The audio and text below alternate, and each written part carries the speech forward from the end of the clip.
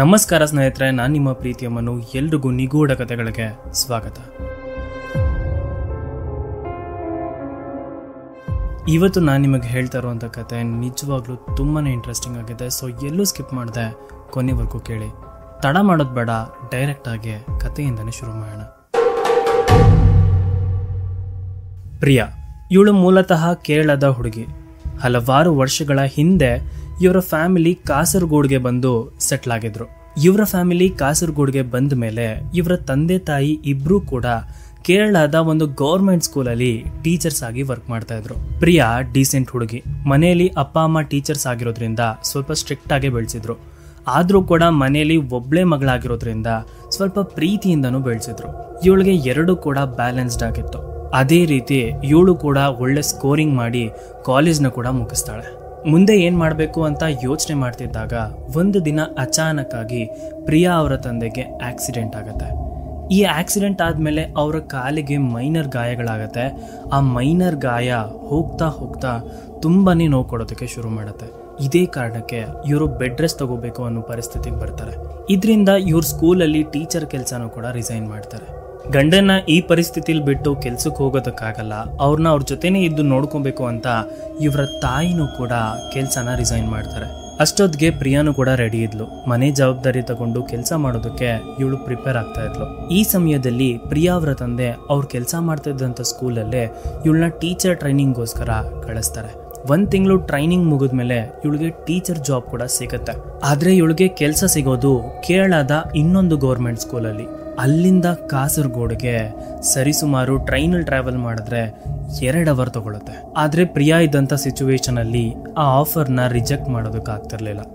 ಅವಳು ಎಷ್ಟೇ ದೂರ ಆದ್ರೂ ಕೂಡ ಹೋಗ್ಬೇಕಾಗಿತ್ತು. ಮನೇಲಿ ಬೇಡ, ಒಂದ್ ಸ್ವಲ್ಪ ದಿನ ಇದ್ದು ಬೇರೆ ಕಡೆ ಕೆಲಸ ನೋಡು ಅಂತ ಹೇಳಿದ್ರು ಕೂಡ ಅವಳು ಇಲ್ಲ, ಸ್ವಲ್ಪ ದಿನ ನಾನು ಇಲ್ಲೇ ಕೆಲ್ಸಕ್ಕೆ ಹೋಗ್ತಿರ್ತೀನಿ ಅಂತ ಆ ಸ್ಕೂಲಿಗೆ ಹೋಗಿ ಜಾಯಿನ್ ಆಗ್ತಾಳೆ. ಪ್ರತಿದಿನ ಇವಳು ಟ್ರೈನಲ್ಲಿ 4 ಅವರ್ ಟ್ರಾವೆಲ್ ಮಾಡಬೇಕು. ಅಂದರೆ ಒಂದು ಸೈಡ್ 2 ಅವರ್ ಟ್ರಾವೆಲ್ ಮಾಡಬೇಕು. ಸ್ಕೂಲ್ ಮುಗಿತಾ ಇದ್ದಿದ್ದು ಸಂಜೆ 4 ಗಂಟೆಗೆ. ಆದರೆ ಕಾಸರಗೋಡ್ಗೆ ಟ್ರೈನ್ ಬರ್ತಾ ಇದ್ದಿದ್ದು 6 ಗಂಟೆಗೆ. ಅಲ್ಲಿವರೆಗೂ ಶಾಲೆಯಲ್ಲಿ ಸ್ವಲ್ಪ ಕಾಲ ಕಳೆದು ಒಂದು 5:45 ಹಂಗೆ ಇವಳು ರೈಲ್ವೆ ಸ್ಟೇಷನ್ಗೆ ಬರ್ತಾ ಇದ್ಲು. 6 ಗಂಟೆ ಟ್ರೈನ್ನ ಮಿಸ್ ಮಾಡದೆ ಹತ್ತಿದ್ರೆ 8 ಗಂಟೆ ಅಷ್ಟರಲ್ಲಿ ಕಾಸರಗೋಡ್ ರೈಲ್ವೆ ಸ್ಟೇಷನ್ಗೆ ಬರ್ತಾ ಇದ್ಲು. ಪ್ರತಿದಿನ ರಾತ್ರಿ 8 ಗಂಟೆಗಿನ್ನ ಮುಂಚೆನೆ ಪ್ರಿಯಾ ಅವರ ಸೋದರ ಮಾವ ಇವಳನ್ನ ಪಿಕ್ ಮಾಡ್ಕೊಳ್ಳೋದಕ್ಕೆ ರೈಲ್ವೆ ಸ್ಟೇಷನ್ ಹತ್ರ ಬರ್ತಾ ಇದ್ರು. ಪಿಕ್ ಮಾಡ್ಕೊಂಡು ಸೇಫ್ ಆಗಿ ಮನೆ ಕರ್ಕೊಂಡು ಹೋಗಿ ಬಿಡ್ತಿದ್ರು. ಹೀಗೆ ಎಲ್ಲ ನಾರ್ಮಲ್ ಆಗಿತ್ತು. ಆದ್ರೆ ನಿಜವಾದ ಕತೆ ಶುರುವಾಗೋದು ಇಲ್ಲಿಂದ. 26 ಜೂನ್ 2012 ಎಂದಿನಂತೆ ಪ್ರಿಯಾ ಸ್ಕೂಲ್ಗೆ ಹೋಗ್ತಾಳೆ. ಕ್ಲಾಸಸ್ ಎಲ್ಲ ಮುಗಿದ್ಮೇಲೆ ಟೀಚರ್ಸ್ ಎಲ್ಲ ಒಂದ್ ಕಡೆ ಗುಂಪು ಕಟ್ಕೊಂಡಿರೋದನ್ನ ನೋಡ್ತಾಳೆ. ಏನಾಗಿದೆ ಅಂತ ಹೋಗಿ ನೋಡಿದಾಗ ಅವರೆಲ್ಲರೂ ಕೂಡ ಒಂದು ಪ್ಲಾನ್ ಮಾಡ್ತಾ ಇರ್ತಾರೆ. ಆ ಪ್ಲಾನ್ ಏನು ಅಂತ ಅಂದ್ರೆ, ಅದೇ ದಿನ ಅಲ್ಲೇ ಇದ್ದಂತ ಒಬ್ರು ಟೀಚರ್ ಮಗನ ಬರ್ಡೇ ಇರುತ್ತೆ. ಅದೇ ಕಾರಣಕ್ಕೆ ಇವರೆಲ್ಲ ಅವ್ರ ಮನೆಗೆ ಹೋಗಿ ಪಾರ್ಟಿ ಮಾಡೋಣ ಅಂತ ಪ್ಲಾನ್ ಮಾಡ್ಕೊಂಡಿರ್ತಾರೆ. ಆಗ ಅವರೆಲ್ಲರೂ ಪ್ರಿಯಾನ ಕೂಡ ಇನ್ವೈಟ್ ಮಾಡ್ತಾರೆ. ಆದ್ರೆ ಪ್ರಿಯಾ ಅವ್ರ ಮನೆಗೆ ಹೋಗೋದಕ್ಕೆ ರೆಡಿ ಇರೋದಿಲ್ಲ. ಯಾಕೆ ಅಂತಂದ್ರೆ 6 ಗಂಟೆ ಟ್ರೈನ್ನ ಏನಾದ್ರು ಮಿಸ್ ಮಾಡ್ಕೊಂಡ್ರೆ ಇವಳಿಗೆ ಮತ್ತೆ ಇನ್ನೊಂದು ಟ್ರೈನ್ ಸಿಗ್ತಾ ಇದ್ದಿದ್ದು 8 ಗಂಟೆಗೆ. 8 ಗಂಟೆಗೆ ಟ್ರೈನ್ ಹತ್ತಿದ್ರೆ ಇವಳು ರೀಚ್ ಆಗ್ತಾ ಇದ್ದಿದ್ದು ಸರಿಸುಮಾರು 10 ಗಂಟೆಗೆ. ಆಗ ಅಲ್ಲಿಂದ ಅವ್ರ ಮನೆಗೆ 1 ಕಿಲೋಮೀಟರ್ ಇದೆ. ಅಲ್ಲಿ ನಡ್ಕೊಂಡು ಹೋಗೋದು ಪ್ರಾಬ್ಲಮ್ ಆಗುತ್ತೆ ಅಂತ ಇವಳು ಬೇಡ ಅಂತ ಹೇಳ್ತಿರ್ತಾಳೆ. ಆಗ ಆ ಟೀಚರ್ಸ್ಗಳೆಲ್ಲ ಇವಳನ್ನ ಫೋರ್ಸ್ ಮಾಡ್ತಾರೆ. ನಿನ್ನ ಎಲ್ಲಿ ಕರೆದ್ರು ನೀನು ಬರೋದೇ ಇಲ್ಲ, ಈ ಸಲ ನೀನು ಬರಲೇಬೇಕು ಅಂತ. ಹೌದಲ್ವಾ, ನಮ್ಮ ಮಾವ ಕರ್ಕೊಂಡು ಹೋಗ್ತಾರೆ ಅನ್ನೋ ಒಂದೇ ಒಂದು ಧೈರ್ಯದಿಂದ ಇವಳು ಆ ಟೀಚರ್ ಮನೆಗೆ ಹೋಗ್ತಾಳೆ. ಆ ಟೀಚರ್ ಮನೆ ಇದ್ದಿದ್ದು ಸ್ಕೂಲಿಂದ ಸ್ವಲ್ಪ ಕಿಲೋಮೀಟರ್ ಅಷ್ಟೇ. ಅದು ಕೇರಳದ ಒಂದು ಊರಾಗಿರುತ್ತೆ. ಅವರೆಲ್ಲರ ಜೊತೆ ಪ್ರಿಯಾನು ಕೂಡ ಪಾರ್ಟಿಗೆ ಹೋಗ್ತಾಳೆ. ಬರ್ಡೇ ಪಾರ್ಟಿ ಎಲ್ಲ ಮುಗಿದ ಮೇಲೆ ಕರೆಕ್ಟಾಗಿ 7:30ಕ್ಕೆ ಇವಳು ರೈಲ್ವೆ ಸ್ಟೇಷನ್ಗೆ ವಾಪಸ್ ಬಂದ್ಬಿಡ್ತಾಳೆ. 8 ಗಂಟೆ ಟ್ರೈನಿಗೆ ಕಾಯ್ತಾ ಕೂತಿರ್ಬೇಕಾದ್ರೆ ಇವಳಿಗೆ ನೆನಪಾಗತ್ತೆ ನನ್ನ ಮನೆಗೆ ಕಾಲೇ ಮಾಡಿಲ್ಲ ಅಂತ. ಆಗ ಇವಳು ಫೋನ್ ತಗೊಂಡು ಕಾಲ್ ಮಾಡೋದಕ್ಕೆ ಟ್ರೈ ಮಾಡ್ತಾಳೆ. ಆದರೆ ಅಲ್ಲಿ ನೆಟ್ವರ್ಕ್ ಇರೋದಿಲ್ಲ. ಟ್ರೈನ್ ಬರುತ್ತೆ, ಹತ್ಕೋತಾಳೆ. ಆದರೆ ಇವಳ ಮನಸ್ಸಲ್ಲಿ ಏನೋ ಒಂಥರ ಭಯ. ಇಷ್ಟು ಲೇಟ್ ಆಗಿಬಿಟ್ಟಿದೆ, ಬಟ್ ನನ್ನ ಮನೆಗೆ ಕಾಲೇ ಮಾಡಿಲ್ಲ, ಮನೇಲಿ ಹೆದರ್ಕೋತಾರೆ ಅಂತ ಭಯ ಪಡ್ತಿರ್ತಾಳೆ. ಪ್ರಿಯಾ ಅವರ ಮಾವನು ಕೂಡ ಕಾಸರಗೋಡ್ ರೈಲ್ವೆ ಸ್ಟೇಷನ್ ಅಲ್ಲಿ ಕಾದು ಕಾದು ಕರೆಕ್ಟಾಗಿ 8:30ಕ್ಕೆ ಇವಳೇನಾದ್ರೂ ಮನೆಗೆ ಹೋಗ್ಬಿಟ್ಟಿದ್ದಾಳೇನೋ ಅಂತ ಮನೆ ಹತ್ರ ವಾಪಸ್ ಹೋಗ್ತಾರೆ. ಆದ್ರೆ ಅವಳು ಮನೆಗೆ ಬಂದಿರೋದಿಲ್ಲ. ಎಲ್ರಿಗೂ ಕೂಡ ಗಾಬರಿ ಆಗೋದಕ್ಕೆ ಶುರುವಾಗುತ್ತೆ. ಕಾಲ್ ಟ್ರೈ ಮಾಡ್ತಿದ್ರೆ ಕಾಲ್ ಕನೆಕ್ಟೇ ಆಗ್ತಿರಲ್ಲ. ಇದೇ ಟೆನ್ಷನ್ ಅಲ್ಲಿ ಪ್ರಿಯಾ ಸಿಂಗಲ್ ಸೀಟಲ್ಲಿ ಕುತ್ಕೊಂಡಿರ್ಬೇಕಾದ್ರೆ ಇವಳ ಆಪೋಸಿಟ್ ಸೀಟ್ಗೆ ಒಂದು ಹುಡುಗಿ ಬಂದು ಕುತ್ಕೊಂತಾಳೆ. ಆ ಹುಡುಗಿನ ಇವಳು ಅಬ್ಸರ್ವ್ ಮಾಡಿದಾಗ ಇವಳನ್ನ ಎಲ್ಲೋ ನೋಡಿದೀನಿ ಅನ್ನೋ ಫೀಲಿಂಗ್ ಶುರುವಾಗುತ್ತೆ. ಹಾಗೆ ಸ್ವಲ್ಪ ಹೊತ್ತು ಮನೆಗೆ ಕಾಲ್ ಮಾಡೋದಕ್ಕೆ ಟ್ರೈ ಮಾಡ್ತಿರ್ತಾಳೆ, ಆದರೆ ಕಾಲ್ ಕನೆಕ್ಟ್ ಆಗ್ತಿರೋದಿಲ್ಲ. ನಿಮ್ಮ ಹತ್ರ ಏನಾದರೂ ಫೋನ್ ಇದೆಯಾ, ನನ್ನ ಮನೆಗೆ ಕಾಲ್ ಮಾಡ್ಬೋದಾ ಅಂತ ಕೇಳ್ತಾಳೆ. ಆದರೆ ಆ ಹುಡುಗಿ ಏನೂ ಉತ್ತರ ಕೊಡೋದಿಲ್ಲ. ಇವಳು ಏನೇ ಮಾತಾಡಿದ್ರು ಕೂಡ ಅವಳು ಸೈಲೆಂಟ್ ಆಗಿ ಕೂತಿರ್ತಾಳೆ. ಸಮಯ ಸರಿಸುಮಾರು 9:15. ಇವಳಿಗೆ ಇನ್ನೂ ಜಾಸ್ತಿ ಅನ್ಕಂಫರ್ಟಬಲ್ ಫೀಲ್ ಆಗೋದಕ್ಕೆ ಶುರುವಾಗುತ್ತೆ. ಮತ್ತೆ ಪ್ರಿಯಾ ಆ ಹುಡುಗಿ ಮುಖನ ನೋಡ್ತಾಳೆ. ಆ ಹುಡುಗಿ ಪ್ರಿಯಾನ ನೋಡಿ ಸ್ಮೈಲ್ ಮಾಡ್ತಾಳೆ. ಪ್ರಿಯಾನು ಕೂಡ ಸುಮ್ಮನೆ ಬೇಕಾಬಿಟ್ಟು ಸ್ಮೈಲ್ ಮಾಡಿ ಸುಮ್ಮನೆ ಆಗ್ಬಿಡ್ತಾಳೆ. ಅವಳ ಹತ್ರ ಮಾತಾಡೋದು ಬೇಡ ಅಂತ ಬೇಗ ಡೆಸ್ಟಿನೇಷನ್ ಬರಲಿ ಅಂತ ಕಾಯ್ತಾ ಕೂತಿರ್ತಾಳೆ. 10 ಗಂಟೆಗಿನ್ನ ಮುಂಚೆನೆ ಕಾಸರಗೋಡ್ಗೆ ರೀಚ್ ಆಗ್ತಾಳೆ. ರೀಚ್ ಆಗಿ ರೈಲ್ವೆ ಸ್ಟೇಷನಿಂದ ಹೊರಗಡೆ ಬಂದು ನೋಡಿದಾಗ ಇವಳನ್ನ ಕರ್ಕೊಂಡು ಹೋಗೋದಕ್ಕೆ ಇವ್ರ ಮಾವ ಬಂದಿರೋದಿಲ್ಲ. ಇನ್ನೇನು 1 ಕಿಲೋಮೀಟರ್ ಅಲ್ವಾ, ನಡ್ಕೊಂಡೇ ಹೋಗ್ಬಿಡೋಣ ಅಂತ ಡಿಸೈಡ್ ಆಗ್ತಾಳೆ. ಇವಳು ನಡ್ಕೊಂಡು ಹೋಗೋಕೆ ಶುರು ಮಾಡಿದ್ದೆ ಇವಳು ಮಾಡಿದಂಥ ರಾಂಗ್ ಡಿಸಿಷನ್. ಕಾಡಿನ ರೀತಿ ಇರುವಂಥ ದಾರಿಲಿ ಇವಳು ಒಬ್ಬಳೇ ಮನೆಗೆ ಹೋಗ್ಬೇಕಾಗಿರುತ್ತೆ. ಆದರೂ ಹೇಗೋ ಧೈರ್ಯ ಮಾಡಿ ನಡ್ಕೊಂಡು ಹೋಗ್ತಾ ಇರ್ತಾಳೆ. ಇಲ್ಲಿವರೆಗೂ ಇವಳಿಗೆ ದೆವ್ವಭೂತ ಅನ್ನೋ ಐಡಿಯಾನೂ ಇರಲಿಲ್ಲ. ಇವಳಿಗೆ ಭಯ ಇದ್ದಿದ್ದು ಒಂದೇ, ಇಷ್ಟೊತ್ತಲ್ಲಿ ಕುಡಿದು ಯಾರಾದರೂ ಚುಡಾಯಿಸೋದಕ್ಕೆ ಟ್ರೈ ಮಾಡಿಬಿಟ್ರೆ ಅಂತ. ಅದೇ ಭಯದಲ್ಲಿ ಹೋಗ್ತಿರ್ಬೇಕಾದ್ರೆ ಇವಳು ಹಿಂದೆಯಿಂದ ಯಾರು ಇವಳನ್ನ ಫಾಲೋ ಮಾಡ್ತಿದ್ದಾರೆ ಅಂತ ಫೀಲ್ ಆಗ್ತಾ ಇರುತ್ತೆ. ಆದರೆ ಇವಳಿಗೆ ಹಿಂದೆ ತಿರುಗಿ ನೋಡೋ ಅಷ್ಟು ಧೈರ್ಯ ಇರೋದಿಲ್ಲ. ತುಂಬಾ ಹೆದರ್ಕೋತಿರ್ತಾಳೆ. ಇವ್ರ ಮಾವನು ಕೂಡ ಎಲ್ಲೂ ಕಾಣಿಸ್ಕೊಳ್ಳಲ್ಲ. ಮುಂದೆ ಹೋಗ್ತಾ ಹೋಗ್ತಾ ಅಟ್ಲೀಸ್ಟ್ ಒಂದು ಸಲ ಹಿಂದೆ ತಿರುಗಿ ನೋಡಿದ್ರೆ ನನಗೂ ಸಮಾಧಾನ ಆಗುತ್ತೆ ಅಂತ ಧೈರ್ಯ ಮಾಡಿ ಹಿಂದೆ ತಿರುಗಿ ನೋಡ್ತಾಳೆ. ಇವಳು ಹಿಂದೆ ತಿರುಗಿ ನೋಡಿದಾಗ ಇವಳಿಗೊಂದು ಆಕಾರ ಕಾಣಿಸುತ್ತೆ. ಆ ಕಪ್ಪುಗಿನ ಆಕಾರ, ಆ ವಿಕಾರವಾದ ಆಕಾರ. ಅದನ್ನು ನೋಡಿದಂಥ ಗಾಬರಿಲಿ ಇವಳು ಓಡೋದಕ್ಕೆ ಶುರು ಮಾಡ್ತಾಳೆ. ಏನು ಮಾಡಬೇಕು ಅಂತ ಗೊತ್ತಾಗಲ್ಲ. ಮಧ್ಯ ದಾರಿಲಿ ಅವ್ರ ಮಾವನು ಕೂಡ ಸಿಗ್ತಾರೆ. ಅವ್ರ ಮಾವ ಸಿಕ್ಕಾಗ ಅವ್ರನ್ನ ತಪ್ಪಿಕೊಂಡು ಈ ಥರ ಎಲ್ಲ ಆಯಿತು ಅಂತ ಎಕ್ಸ್ಪ್ಲೈನ್ ಮಾಡ್ತಾಳೆ. ಸ್ವಲ್ಪ ಅವ್ರ ಮಾವನ ಜೊತೆ ಹಿಂಗೆ ಬಂದು ನೋಡಿದಾಗ ಅಲ್ಲಿ ಯಾರೂ ಇರೋದಿಲ್ಲ. ಹೆದರ್ಕೋಬೇಡ, ಇಲ್ಲಂಥದ್ದು ಏನೂ ಇಲ್ಲ, ಮನೆಗೆ ಹೋಗೋಣ ಬಾ ಅಂತ ಧೈರ್ಯ ಹೇಳಿ ಅವ್ರ ಮಾವ ಕರ್ಕೊಂಡು ಹೋಗ್ತಿರ್ಬೇಕಾದ್ರೆ ಗಾಡೀಲಿ ಹೋಗ್ತಾ ಹೋಗ್ತಾ ಪ್ರಿಯಾನ ನಗ್ಸೋದಕ್ಕೂ ಕೂಡ ಪ್ರಯತ್ನ ಪಡ್ತಾರೆ. ಆದರೆ ಇವಳು ನಗೋದಿರಲಿ, ಮಾತು ಕೂಡ ಆಡಲ್ಲ, ಸೈಲೆಂಟಾಗಿ ಕೂತಿರ್ತಾಳೆ. ಆದರೆ ಅವ್ರ ಮಾವಾಗ ಅವತ್ತು ಫೀಲ್ ಆಗಿದ್ದು ಒಂದು ವಿಷಯ ಏನು ಅಂತಂದರೆ, ಇವಳನ್ನ ಗಾಡೀಲಿ ಹತ್ತಿಸ್ಕೊಂಡಾಗ ಹಿಂದೆ ತುಂಬ ವೆಯ್ಟ್ ಆಗಿರೋ ಥರ ಫೀಲ್ ಆಗುತ್ತೆ. ನಾರ್ಮಲ್ ಆಗಿ ಇವಳನ್ನ ಕರ್ಕೊಂಡು ಹೋಗ್ತಿದ್ರೆ ಎಷ್ಟು ವೆಯ್ಟ್ ಇರುತ್ತೋ ಅದಕ್ಕಿಂತ ಜಾಸ್ತಿ ವೆಯ್ಟ್ ಅವತ್ತು ಫೀಲ್ ಆಗುತ್ತೆ. ಎಲ್ಲ ಸರಿ ಹೋಗಿದೆ ಅನ್ನೋ ಥರನೇ ಕಾಣುತ್ತೆ. ಆದರೆ ನಿಜವಾದ ಆಟ ಶುರುವಾಗೋದು ಇಲ್ಲಿಂದ. ಆ ಒಂದು ಘಟನೆ ಆದಮೇಲೆ ದಿನೇ ದಿನೇ ಪ್ರಿಯಾಳ ವರ್ತನೆ ವಿಚಿತ್ರವಾಗಿ ಟರ್ನ್ ಆಗೋದಕ್ಕೆ ಶುರುವಾಗುತ್ತೆ. ತುಂಬ ಸಾಫ್ಟ್ ಇದ್ದಂಥ ಹುಡುಗಿ ತುಂಬ ರೂಡ್ ಆಗೋದಕ್ಕೆ ಶುರು ಮಾಡ್ತಾಳೆ. ಯಾವುದಾದ್ರೂ ಚಿಕ್ಕ ಚಿಕ್ಕ ವಿಷಯಕ್ಕೂ ಕೂಡ ತುಂಬ ಕೋಪ ಮಾಡ್ಕೊತಿರ್ತಾಳೆ. ಅವ್ರ ಅಪ್ಪ ಅಮ್ಮಗೆ ತುಂಬ ರೆಸ್ಪೆಕ್ಟ್ ಮಾಡ್ತಿದ್ದವಳು ಈ ಘಟನೆ ಆದಮೇಲೆ ರೆಸ್ಪೆಕ್ಟ್ ಮಾಡೋದನ್ನೇ ನಿಲ್ಲಿಸ್ಬಿಟ್ಟಿರ್ತಾಳೆ. ಏನಾದರೂ ಹೇಳಿ ಎಲ್ಲದಕ್ಕೂ ಕೋಪ ಮಾಡ್ಕೋತಿರ್ತಾಳೆ. ಪೇರೆಂಟ್ಸ್ಗೆ ಇವಳ ವರ್ತನೆ ಮೊದಲಿನ ಥರ ಇಲ್ಲ ಅಂತ ತುಂಬ ಕ್ಲಿಯರಾಗಿ ಗೊತ್ತಾಗ್ತಾ ಇರುತ್ತೆ. ಆದರೂ ಕೂಡ ಸ್ಕೂಲಲ್ಲಿ ಏನೋ ಟೆನ್ಷನ್ ಇರಬಹುದು ಅಂತ ಎಲ್ಲದನ್ನು ಸಹಿಸ್ಕೊಂಡೇ ಬರ್ತಾರೆ. ಬರೀ ಮನೇಲಿ ಮಾತ್ರ ಅಲ್ಲ, ಇವಳು ಸ್ಕೂಲ್ಗೆ ಹೋದಾಗ ಸ್ಕೂಲಿನ ಮಕ್ಳಿಗೂ ಕೂಡ ಇವಳಲ್ಲಿ ಬದಲಾವಣೆ ಕಾಣುತ್ತೆ. ಮೊದಲು ತುಂಬ ಸಾಫ್ಟಾಗಿ ಟೀಚಿಂಗ್ ಮಾಡ್ತಿದ್ದವಳು ತುಂಬ ರೂಡ್ ಆಗೋದಕ್ಕೆ ಶುರು ಮಾಡಿಬಿಟ್ಟಿರ್ತಾರೆ. ಮಕ್ಳಿಗೆಲ್ಲ ಹೊಡೆಯೋದಕ್ಕೂ ಶುರು ಮಾಡಿಬಿಟ್ಟಿರ್ತಾಳೆ. ಇದರಿಂದ ಮಕ್ಕಳು ಕೂಡ ಬೇಜಾರಾಗಿ ಒಂದ್ಸಲ ಪ್ರಿನ್ಸಿಪಲ್ಗೂ ಕೂಡ ಹೋಗಿ ಹೇಳಿರ್ತಾರೆ. ಆದರೆ ಪ್ರಿನ್ಸಿಪಲ್ ಇದನ್ನು ಸೀರಿಯಸ್ ಆಗಿ ತಗೊಳ್ದೆ ಈ ವಿಷಯನ ಅಲ್ಲಿಗೆ ಬಿಟ್ಬಿಟ್ಟಿರ್ತಾರೆ. ಪ್ರತಿದಿನ ಸಂಜೆ ವಾಪಸ್ ಮನೆಗೆ ಬರಬೇಕಾದ್ರೆ ಅವ್ರ ಮಾವನ ಜೊತೆ ಜೋವಿಯಲ್ ಆಗಿ ಮಾತಾಡ್ಕೊಂಡು ಬರ್ತಿದ್ದವಳು ಇನ್ಮೇಲಿಂದ ಮಾವನ್ನ ನನ್ನ ಕರ್ಕೊಂಬರೋದಕ್ಕೆ ಕಳಿಸ್ಬಿಡಿ ಅಂತ ಜಗಳ ಆಡ್ತಾಳೆ.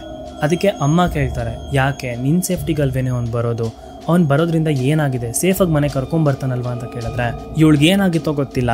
ಅವತ್ತು ಅವಳು ಹೇಳಿದ ಮಾತು ಅವ್ರ ಮಾವನಿಗೆ ತುಂಬಾ ಬೇಜಾರಾಗುತ್ತೆ. ಅದೇನು ಅಂತಂದರೆ ಮಾವ ನನ್ನ ಹತ್ರ ಮಿಸ್ಬಿಹೇವ್ ಮಾಡ್ತಾನೆ ಅಂತ ರಾಂಗ್ ಸ್ಟೇಟ್ಮೆಂಟ್ ಕೊಡ್ತಾಳೆ. ಆ ರೀತಿ ಏನೂ ಇಂಟೆನ್ಷನ್ ಇಲ್ಲದೆ ಇರುವಂಥ ಮಾವ ಈ ಮಾತುಗಳನ್ನು ಕೇಳಿಸ್ಕೊಂಡಾಗ ತುಂಬ ಬೇಜಾರಾಗಿ ಮನೇಲಿ ಇದೊಂದು ದೊಡ್ಡ ಜಗಳ ಆಗುತ್ತೆ. ಅವತ್ತಿಂದ ಅವ್ರ ಮಾವನು ಕೂಡ ಕರ್ಕೊಂಬರೋದಕ್ಕೆ ಹೋಗ್ತಿರ್ಲಿಲ್ಲ. ಇವಳು ಆಟೋ ಕೂಡ ಹತ್ತಿರಲಿಲ್ಲ, ನಡ್ಕೊಂಡೇ ಬರ್ತಿದ್ಲು. ಒಂದಿನ ರಾತ್ರಿ ಕೆಲಸ ಮುಗಿಸ್ಕೊಂಡು ವಾಪಸ್ ಮನೆಗೆ ಬರ್ತಾಳೆ. ಮನೆಗೆ ಬಂದವಳು ಊಟನೂ ಮಾಡದೆ ಡೈರೆಕ್ಟಾಗಿ ರೂಮ್ ಒಳಗೆ ಹೋಗಿ ಮಲ್ಕೋತಾಳೆ. ಆಗ ಅಮ್ಮ ಊಟಕ್ಕೆ ಬಾರೆ ಅಂತ ಅಷ್ಟೇ ಕರೆದಿದ್ದು. ಅದಕ್ಕೆ ಅಮ್ಮನ ಮೇಲೆ ಜೋರಾಗಿ ಕಿರ್ಚಾಡ್ತಾಳೆ. ಇವಳಿಗೆ ಬರ್ತಾ ಇದ್ದಂಥ ಕೋಪ ಮಿತಿ ಮೀರಿರುತ್ತೆ. ಅದೇ ದಿನ ಮಧ್ಯರಾತ್ರಿ ಇವಳು ರೂಮಲ್ಲಿ ಕಿರ್ಚ್ಕೊಳ್ಳೋ ಅಂಥ ಶಬ್ದ ಕೇಳುತ್ತೆ. ಗಾಬರಿಲಿ ಅಮ್ಮ ಬಂದು ನೋಡಿದಾಗ ಇವಳು ಆಗ ತಾನೇ ನಿದ್ದೆಯಿಂದ ಎದೊಳ್ತಾ ಇರ್ತಾಳೆ. ಇವಳಿಗೆ ಏನೋ ಗೊತ್ತೇ ಇಲ್ಲ ಅನ್ನೋ ರೀತಿ ಸೈಲೆಂಟ್ ಆಗಿರ್ತಾಳೆ. ಆಗ ಅಮ್ಮಗೆ ಇವಳ ಮೇಲೆ ಡೌಟ್ ಬರೋದಕ್ಕೆ ಶುರುವಾಗುತ್ತೆ. ಇವಳ ಈ ವರ್ತನೆಗಳನ್ನು ಸಹಿಸ್ಕೊಳಕ್ಕಾಗದೆ ಪ್ರಿಯಾ ಅವರಮ್ಮ ಅವರಪ್ಪ ಹತ್ರ ಹೋಗಿ ಹೇಳ್ತಾರೆ, ಇವಳ ಮೈ ಮೇಲೆ ಏನೋ ಬಂದಿರೋ ರೀತಿ ಆಡ್ತಾಳೆ. ಯಾವುದಕ್ಕೂ ಒಂದ್ಸಲಿ ಕೇರಳದಲ್ಲಿರುವಂಥ ದೇವಸ್ಥಾನಕ್ಕೆ ಹೋಗಿ ಪೂಜೆ ಮಾಡಿಸ್ಕೊಂಬರೋಣ ಅಂತ ಅವ್ರಮ್ಮ ರಿಕ್ವೆಸ್ಟ್ ಮಾಡ್ಕೋತಾರೆ. ಈ ವಿಷಯನ ಪ್ರಿಯಾ ಹತ್ರ ಹೇಳಿದಾಗ ಅವಳು ಬರೋದಕ್ಕೆ ರೆಡಿನೇ ಇರೋದಿಲ್ಲ. ಆಗ ಪ್ರಿಯಾ ಅವರ ತಂದೆ ಸ್ಕೂಲ್ಗೆ ಕಾಂಟ್ಯಾಕ್ಟ್ ಮಾಡಿ ಇವಳು ರಜಾ ಬೇಕು ಅಂತ 3 ದಿನ ರಜಾ ಹಾಕ್ಸಿ ಫೋರ್ಸ್ಫುಲಿ ಅವಳನ್ನ ದೇವಸ್ಥಾನಕ್ಕೆ ಕರ್ಕೊಂಡು ಹೋಗ್ತಾರೆ. ಆ ದೇವಸ್ಥಾನ ತುಂಬ ಜನಕ್ಕೆ ಗೊತ್ತಿರುತ್ತೆ. ಈವನ್ ಕರ್ನಾಟಕದಿಂದನೂ ಕೂಡ ಆ ದೇವಸ್ಥಾನಕ್ಕೆ ಈ ದೇವ ಬಿಡಿಸೋದಕ್ಕೆ ಅಥವಾ ಈ ಮಾಟ ಮಂತ್ರದಿಂದ ಹೊರಗಡೆ ಬರೋದಕ್ಕೆ ಹೋಗ್ತಾರೆ. ಆ ದೇವಸ್ಥಾನದಲ್ಲಿ 3 ದಿನ ಇರಬೇಕು. ಆ 3 ದಿನದ ಒಳಗೆ ಇವಳ ಮೈ ಮೇಲೆ ಏನಾದರೂ ಇದ್ದರೆ ಮಂತ್ರಶಕ್ತಿಗಳಿಂದ ಅದ್ರ ಜೊತೆ ಕಮ್ಯುನಿಕೇಟ್ ಮಾಡಿ ಇವಳ ಮೈಯಿಂದ ಅದನ್ನು ಹೊರಗಡೆ ತೆಗೆದು ಬಂದಿ ಮಾಡ್ತಾರೆ. ಅದೇ ರೀತಿ ಮೊದಲನೇ ದಿನಾನೇ ಪ್ರಿಯಾ ಮೇಲೆ ಮಂತ್ರಶಕ್ತಿಗಳಿಂದ ಪ್ರಯೋಗ ಮಾಡಿದಾಗ ಅವಳ ಮೈ ಮೇಲೆ ಒಂದು ಆತ್ಮ ಇರೋದು ಕನ್ಫರ್ಮ್ ಆಗುತ್ತೆ. 2ನೇ ದಿನ ಇವಳ ಮೈ ಮೇಲಿದ್ದಂಥ ಆತ್ಮದ ಜೊತೆ ಕಮ್ಯುನಿಕೇಟ್ ಮಾಡಿ ಅದನ್ನು ಪೂಜೆ ಮಾಡಿ ಹೊರಗಡೆ ತೆಗೆದು ಒಂದು ಮಣ್ಣಿನ ಮಡಿಕೆಯಲ್ಲಿ ಬಂದಿ ಮಾಡಿ ದೇವಸ್ಥಾನದ ಒಂದು ಜಾಗದಲ್ಲಿ ಹೂತಾಕ್ತಾರೆ. ಈಗ ನಮಗೆ ಬರುವಂಥ ಪ್ರಶ್ನೆ, ಆ ಆತ್ಮ ಯಾರ್ದು ಅಂತ. ಇದಕ್ಕೊಂದು ನಿಗೂಢ ಕಥೆ ಇರಲೇಬೇಕು ಅಲ್ವಾ? ಆ ನಿಗೂಢ ಕಥೆನ ನಾನು ಹೇಳ್ತೀನಿ. 2008 ನಾನು ಮೊದಲೇ ಹೇಳ್ದಂಗೆ ಪ್ರಿಯಾ ತುಂಬ ಇನ್ನೋಸೆಂಟ್ ಹುಡುಗಿ. ಅವಳು ಕಾಲೇಜ್ ಡೇಸಲ್ಲಿ ಅವಳು ಯಾರ ಹತ್ರನೂ ಕೂಡ ತುಂಬ ಮಾತಾಡ್ತಿರ್ಲಿಲ್ಲ. ಆದರೆ ಒಬ್ಬ ಹುಡುಗನ್ನ ಇವಳು ತುಂಬ ಪ್ರೀತಿಸಿದ್ಲು. ಪ್ರೀತಿ ಮಾಡ್ತಾ 2 ವರ್ಷ ಎಲ್ಲ ಚೆನ್ನಾಗಿತ್ತು. ಅದಾದ್ಮೇಲೆ ಇವರಿಬ್ರು ಮಧ್ಯ ಮಿಸ್ಅಂಡರ್ಸ್ಟ್ಯಾಂಡಿಂಗ್ಗಳು ಶುರುವಾಯಿತು. ಈ ಮಿಸ್ಅಂಡರ್ಸ್ಟ್ಯಾಂಡಿಂಗ್ ಆಗೋದಕ್ಕೆ ಒಂದು ಮೇಜರ್ ಕಾರಣ ಇದೆ. ಅದೇನು ಅಂತಂದ್ರೆ, ಪ್ರಿಯಾನ ಪ್ರೀತಿಸೋದಕ್ಕಿಂತ ಮುಂಚೆ ಆ ಹುಡುಗ ಇನ್ನೊಂದು ಹುಡುಗಿನ ಕೂಡ ಪ್ರೀತಿಸ್ತಾ ಇದ್ದ. ಆದ್ರೆ ಪ್ರಿಯಾಗೆ ಈ ವಿಷಯದ ಬಗ್ಗೆ ಗೊತ್ತೇ ಇರಲಿಲ್ಲ. ಪ್ರಿಯಾನ ಈ ಕಡೆ ಪ್ರೀತಿ ಮಾಡ್ತಾ ಅದೇ ಟೈಮಲ್ಲಿ ಇನ್ನೊಂದು ಹುಡುಗಿ ಜೊತೆ ಕೂಡ ಅವನ್ ಪ್ರೀತಿಲಿದ್ದ. ಬೇರೆಯವರೆಲ್ಲ ನಿಮ್ಮ ಹುಡುಗ ಸರಿ ಇಲ್ಲ ಅಂತ ಹೇಳ್ಬೇಕಾದ್ರೆ ಇವಳಿಗೆ ನಂಬಿಕೆ ಬಂದಿರೋದಿಲ್ಲ. ಆದ್ರೆ ಜಗಳ ಮಾಡಿದಾಗ ಅವನೇ ಡೈರೆಕ್ಟ್ ಆಗಿ ಬಾಯ್ಬಿಡ್ತಾನೆ, ಹೌದು ನಿನ್ ಜೊತೆಗೆ ನಾನು ಇನ್ನೊಂದು ಹುಡುಗಿನ ಕೂಡ ಪ್ರೀತಿಸ್ತಾ ಇದ್ದೀನಿ ಅಂತ. ಆಗ ಇವಳಿಗೆ ತುಂಬಾ ಬೇಜಾರಾಗತ್ತೆ. ಈ ವಿಷಯ ಈ ಕಡೆ ಮಾತ್ರ ಅಲ್ಲ. ಆ ಹುಡುಗ ಮೊದಲು ಪ್ರೀತಿಸ್ತಾ ಇದ್ದಂಥ ಹುಡುಗಿ ಹೆಸರು ಜೂಲಿ. ಅವಳೊಬ್ರು ಕ್ರಿಶ್ಚಿಯನ್ ಹುಡುಗಿ. ಆ ಹುಡುಗಿನ ಇವನು ಚಿಕ್ಕ ವಯಸ್ಸಿಂದನೂ ಪ್ರೀತಿಸ್ತಿರ್ತಾನೆ. ಆದ್ರೆ ಈ ವಿಷಯನ ಎಲ್ಲೂ ಗೊತ್ತಾಗ್ದಂಗೆ ಪ್ರಿಯಾನ ಕೂಡ ಪ್ರೀತಿಸ್ತಾನೆ. ಸ್ವಲ್ಪ ದಿನಗಳಾದ್ಮೇಲೆ ಜೂಲಿಗೂ ಕೂಡ ಪ್ರಿಯಾ ಬಗ್ಗೆ ಗೊತ್ತಾಗತ್ತೆ. ಆದ್ರೆ ಜೂಲಿ ಮಿಸ್ಅಂಡರ್ಸ್ಟ್ಯಾಂಡಿಂಗ್ ಮಾಡ್ಕೊಂಡಿರ್ತಾಳೆ, ನಮ್ಮ ಹುಡುಗನ್ನ ಪ್ರಿಯಾ ಅನ್ನೋ ಹುಡುಗಿ ಬಂದು ಬಲೆಗೆ ಬೀಳಿಸ್ಕೊಂಡಿದ್ದಾಳೆ ಅಂತ. ಆದ್ರೆ ಆಕ್ಚುಲಿ ಇಲ್ಲಿ ನಡೆದಿದ್ದು, ಅದೇ ಹುಡುಗ ಪ್ರಿಯಾಗೆ ತುಂಬಾ ಪ್ರಾಮಿಸಸ್ ಮಾಡಿ ಲವ್ ಮಾಡಿರ್ತಾನೆ. ಇಷ್ಟೆಲ್ಲ ಆದ್ಮೇಲೆ ಪ್ರಿಯಾ ಈ ರಿಲೇಶನ್ಶಿಪ್ ಇಂದ ಕಂಪ್ಲೀಟ್ಲಿ ಹೊರಗಡೆ ಬಂದ್ಬಿಡ್ತಾಳೆ. ಆದ್ರೆ ಅವಳನ್ನ ಪ್ರೀತಿಸ್ತಾ ಇದ್ದಂತ ಹುಡುಗ ಎಷ್ಟು ಸೈಕೋ ಅಂತಂದ್ರೆ, ಜೂಲಿ ಹತ್ರ ಹೋಗಿ ಪ್ರಿಯಾ ಬಗ್ಗೆನೇ ಮಾತಾಡ್ತಾ ಇದ್ದ. ಆಗ ಜೂಲಿಗೆ ಪ್ರಿಯಾ ಬಗ್ಗೆ ಕೆಟ್ಟು ಕೋಪ ಬರ್ತಾ ಇತ್ತು.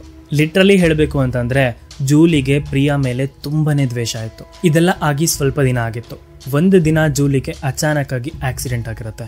ಆ ಆಕ್ಸಿಡೆಂಟ್ ಅಲ್ಲಿ ಸೀರಿಯಸ್ ಇಂಜುರಿ ಆಗಿರೋದ್ರಿಂದ ಸ್ವಲ್ಪ ದಿನಕ್ಕೆ ಅವಳು ತೀರೋಗ್ತಾಳೆ. ದೆವ್ವದ ಎಕ್ಸ್ಪೀರಿಯನ್ಸ್ಗೂ ಜೂಲಿಗೂ ಯಾವ ರೀತಿ ಲಿಂಕ್ ಇದೆ ಅಂತ ಕೇಳಿದ್ರೆ, ದೇವಸ್ಥಾನದಲ್ಲೂ ಕೂಡ ಒಂದು ಆಕ್ಸಿಡೆಂಟ್ ಆಗಿರುವಂತ ಅತೃಪ್ತ ಹೆಣ್ಣು ಆತ್ಮ ನಿನ್ ಮೈ ಮೇಲಿದೆ ಅಂತ ತುಂಬಾ ಕ್ಲಿಯರ್ ಆಗಿ ಹೇಳಿರ್ತಾರೆ. ಆಗ ಪ್ರಿಯಾಗೆ ತುಂಬಾ ಕ್ಲಿಯರ್ ಆಗಿ ಅರ್ಥ ಆಗತ್ತೆ, ಇದು ಜೂಲಿ ಆತ್ಮ ಅಂತ. ಇದಿಷ್ಟೇ ಅಲ್ಲ, ಅವತ್ತು ಪ್ರಿಯಾ ಟ್ರೈನಲ್ಲಿ ಬರ್ಬೇಕಾದ್ರೆ ಆಪೋಸಿಟ್ ಒಂದು ಹುಡುಗಿ ಬಂದು ಕುತ್ಕೊಂತಾಳೆ. ಅವಳನ್ನ ಎಲ್ಲೋ ನೋಡಿದೀನಿ ಅನ್ನೋ ಫೀಲ್ ಆಗಿತ್ತು ಅಲ್ವಾ? ಅವಳು ನೋಡೋದಕ್ಕೆ ಎಕ್ಸಾಕ್ಟ್ಲಿ ಜೂಲಿ ತರನೇ ಇದ್ಲು. ಈ ರೀತಿ ಯೋಚನೆ ಮಾಡಿದ್ರೆ ಆ ಆತ್ಮ ಇವಳ ಜೊತೆನೆ ಬರ್ತಿದೆ ಅಂತ ಒಂದು ಹಿಂಟ್ ಕೊಟ್ಟಿದೆ. ಇನ್ನೊಂದಿದೆ, ಇದನ್ನ ಕೇಳಿದಾಗ ನನಗೆ ಶಾಕ್ ಆಯ್ತು. ಪ್ರಿಯಾ ಅವತ್ತು ಸಂಜೆ ಒಬ್ರು ಟೀಚರ್ ಮನೆಗೆ ಪಾರ್ಟಿಗೆ ಅಂತ ಕೇರಳದ ಒಂದು ಊರಿಗೆ ಹೋಗಿದ್ಲು. ಜೂಲಿನೂ ಕೂಡ ಅದೇ ಊರಿನ ಹುಡುಗಿ. ನನಗೆ ಗೊತ್ತಿಲ್ಲ ಇದನ್ನ ಯಾವ ರೀತಿ ಲಿಂಕ್ ಮಾಡಬೇಕು ಅಂತ. ಆದ್ರೆ ಸುಮ್ಮನೆ ಯೋಚನೆ ಮಾಡಿದಾಗ ಆ ಆತ್ಮ ಇವಳನ್ನ ಹತ್ರ ಕರ್ಸ್ಕೊಬೇಕು ಅಂತ ಯಾವುದೋ ಒಂದು ಕಾರಣದಲ್ಲಿ ಆ ಊರಿಗೆ ಕರ್ಸ್ಕೊಂಡಿದೆ ಅಂತ ಹೇಳ್ಬೋದು. ಆದರೆ ಈ ಕತೆ ಕೇಳಿದಾಗ ನನಗೆ ತುಂಬಾ ಇಂಟ್ರೆಸ್ಟಿಂಗ್ ಅನಿಸ್ತು. ಅದಕ್ಕೆ ನಿಮ್ಮ ಹತ್ರ ಶೇರ್ ಮಾಡ್ಕೊಂಡಿದ್ದೀನಿ. ಇದನ್ನು ನಂಬೋದು ಬಿಡೋದು ನಿಮ್ಮ ನಂಬಿಕೆಗೆ ಬಿಟ್ಟಿತ್ತು. ಹೋಪ್ ಇವತ್ತಿನ ವಿಡಿಯೋ ನಿಮಗೆ ತುಂಬ ಇಷ್ಟ ಆಯಿತು ಅನ್ಕೋತೀನಿ. 5,000 ಸಬ್ಸ್ಕ್ರೈಬರ್ನ ಕಂಪ್ಲೀಟ್ ಮಾಡಿಸೋದಕ್ಕೆ ಥ್ಯಾಂಕ್ ಯು ಸೋ ಮಚ್. 10,000 ಸಬ್ಸ್ಕ್ರೈಬರ್ಗೆ ಒಂದು ಸರ್ಪ್ರೈಸ್ ಇದೆ. ಕಂಟಿನ್ಯೂಸ್ಲಿ ನನ್ನ ವಿಡಿಯೋಸ್ನ ನೋಡಿ ಕಮೆಂಟ್ ಮಾಡೋರಿಗೆ. ಸೊ ಬರೀ ನನ್ನ ವಿಡಿಯೋಸ್ನ ನೋಡೋದಲ್ಲ, ಸಬ್ಸ್ಕ್ರೈಬ್ ಮಾಡಿಕೊಂಡು ಕಮೆಂಟ್ ಮಾಡಿ. ಸೊ ಮುಂದಿನ ವಾರದ ನಿಗೂಢ ಕಥೆಯಲ್ಲಿ ಸಿಗ್ತೀನಿ ಅಂತ ಹೇಳ್ತಾ ಈ ವಿಡಿಯೋನ ಇಲ್ಲಿಗೆ ಮುಗಿಸ್ತಾ ಇದ್ದೀನಿ. ಟೇಕ್ ಕೇರ್, ಟಾಟಾ, ಬಾಯ್.